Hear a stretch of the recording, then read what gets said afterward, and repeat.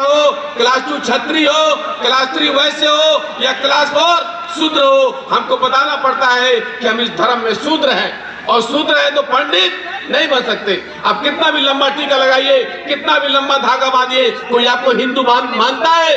कोई हिंदू नहीं मानता है। जैसे बिहार में और जगदीश गुप्ता जी कहते हैं कि मैं चमार के घर खाना खा लिया, तो लोगों ने कहा तुम चमार बन गए। तो उन्होंने कहा ठीक है पिताजी, अगर चमार के घर खाना खाने से मैं चमार बन गया तो कल मैं पंडित के घर खाना खा लूंगा और पंडित हो जाऊंगा। उन्होंने कहा ना होई, तुम पंडित नहीं बन सकते हो। तो बताइए, जिस धर्म में हम ऊपर नहीं जा सकते उस धर्म को हमको मानना चाहिए। हाथ खड़े करके बताइए, जो धर्म आपको नीच कहता है क्या उसको हमें मानना चाहिए?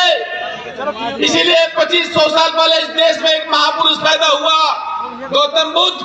उन्होंने कहा इस दुनिया में दुख है तो दुख का कोई न कोई कारण होगा, और अगर कारण मालूम पड़ गया उसका निवारण भी हो जाएगा। उन्होंने कहा कोई चीज इसलिए मत मानो कि सारी दुनिया मान रही है, कोई चीज इसलिए मत मानो कि बड़े लोगों ने कहा है, कोई चीज इसलिए भी मत मानो कि धर्म ग्रंथों में लिखा है, कोई चीज इसलिए भी मत मानो कि मैं कह रहा हूँ, बल्कि अपनी बुद्धि अपने विवेक से खुद तय करो क्या सही है क्या गलत। वो कहते हैं बुद्धं शरणं गच्छामि, आप अपने बुद्धि के शरण में जाइए। धम्मं शरणं गच्छामि, मतलब प्रकृति के बनाए हुए समतावादी नियमों की शरण में जाइए। संघं शरणं गच्छामि, मतलब तर्कशील लोगों को समूह में जाइए। जो तर्क नहीं करता वो गुलाम। तर्क करिए। बलिया में यादव जी के पिताजी मर गए तो महापात्र बोला आपके पिताजी ऊपर जाएंगे, क्या खाएंगे? गेहूं लाओ, चावल लाओ, दाल लाओ, और स्वर्ग में दूध पीने के लिए गाय उठा ले गया। तो गांव वालों ने बोला अरे यादव जी, दूधवा तो पंडित पी रहा है। तो यादव जी भैंस का दूध पीते, दिमाग गर्म हो गया। सारे लोग भैंस का दूध पीते हैं, लेकिन कोई भैंस को मां नहीं कहता। क्यों? क्योंकि भैंस काली है। वो गाय को माता कहता है क्योंकि गाय गोरी है। एक गोरे और काले लोगों का युद्ध है। इसलिए हमने कविता बनाई, गाय तुम्हारी माता है तो सांड को अपना बाप कहो, भैंस ने क्या बिगाड़ा है? मौसी को स्वीकार करो। कहीं भी भैंस दिख जाए उसे पूछिए, देख तेरी मौसी जा रही। यादव जी लाठी उठाए, पंडित घर पहुंच गए, बोले इधर आओ, हमारे पिताजी स्वर्ग से चिट्ठी लिखे हैं, बेटा तुम कैसा गाय दिए हो, हमको दूध मिल ही नहीं रहा है। तो पंडित बोल रहा पागल हो गए हो क्या? मरा हुआ आदमी चिट्ठी लिखेगा तो मारा 2 लाठी। बोला जब मरा हुआ आदमी चिट्ठी नहीं लिख सकता तो मरा हुआ आदमी दूध कैसे पिएगा? चल हमारी गाय खोल लिया।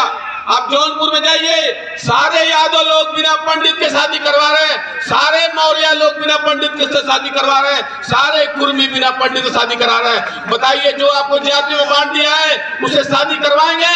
हाथ खड़े करके बताइए। अभी हमारी मां मरी, हमने बिना पंडित के तेरही करवाया। मुलायम सिंह यादव जी मर गए, तेरही नहीं हुई। बताइए आप लोग तेरही करेंगे? जानवर मर जाता है, दूसरा जानवर खाना नहीं खाता है, और यहाँ बोलता है हलवा लाओ, पूड़ी लाओ। किस बात का हलवा पूड़ी? आपका 1 लाख रुपया बचेगा। सारी शादी अप्रैल मई में हो रही। क्यों भाई? हम रेलवे में नौकरी करते हैं, हमको टिकट नहीं मिलता है, 4000 दलाल मांगता है। बताइए 2 महीना बाद शादी करेंगे, क्या शादी नहीं होगी?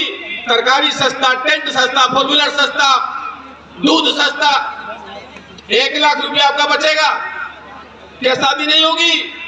मुलायम सिंह जी साधना गुप्ता से शादी किए, क्या बच्चा पैदा नहीं हुआ? दूसरी जाति में शादी करेंगे तो क्या राष्ट्रीय संकट आ जाएगा?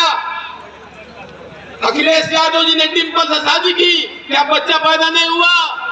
सारे लोग हाथ खड़े करके बताइए, अगर आप संविधान मानते हैं तो दूसरी जाति में शादी करिए, तब ये संविधान बचेगा।